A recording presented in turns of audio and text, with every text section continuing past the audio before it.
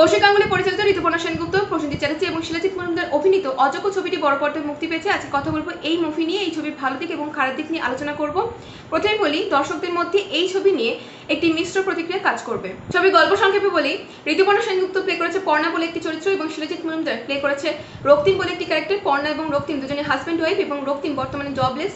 সে ঘরবাড়ি সামলাচ্ছে এবং পর্ণা তার মেয়ের অসুস্থতার জন্য একটি চাকরি খুঁজছে। কর্মসূত্রে তার বসের বন্ধু হচ্ছে প্রসেনজিৎ চ্যাটার্জির ক্যারেক্টার প্রসেন, যে পর্ণার প্রাক্তন প্রেমিক, এবং তারা কিভাবে একে অপরের সামনে আসছে, কেন লুকিয়ে সমুদ্রে বেড়াতে যাচ্ছে, এই সমস্ত কিছু মিলিয়ে গল্প বিন্যাস করা হচ্ছে।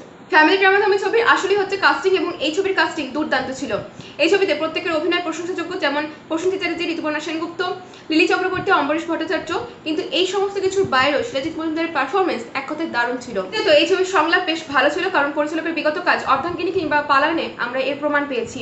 এই ছবিতে গানের উপযুক্ত ব্যবহার করা হয়েছে, বিশেষ কিছু মুহূর্তে গানগুলিকে রিপিট করা হয়েছে, কিন্তু বেশ মানানসই। গল্প খুবই সাধারণ এবং সাধারণভাবে নির্মাণ করা হয়েছে এবং সম্পূর্ণ গল্পটি প্রেডিক্টেবল।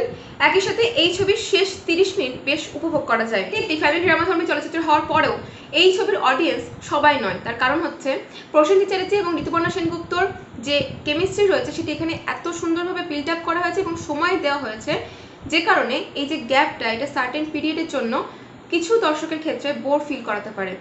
এই কারণেই আমি শুরুতে বলেছিলাম এই ছবির ক্ষেত্রে একটা মিশ্র প্রতিক্রিয়া কাজ করবে, কারণ এটা একটা স্লো প্রসেস। ঠিক এই কারণে ছবির শুরুতে গল্প এমনভাবে শুরু হচ্ছে যেখানে রিয়েলিটির সাথে কোনো মিল নেই।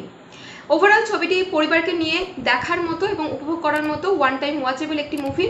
আজকের ভিডিওটি এই পর্যন্ত। ভিডিওটি ভালো লাগলে অবশ্যই লাইক, শেয়ার এবং কমেন্ট করতে ভুলবেন না, এবং চ্যানেলে নতুন হলে সাবস্ক্রাইব করে রাখবেন। দেখা হচ্ছে পরবর্তী ভিডিওতে। ভালো থাকুন, অসংখ্য ধন্যবাদ।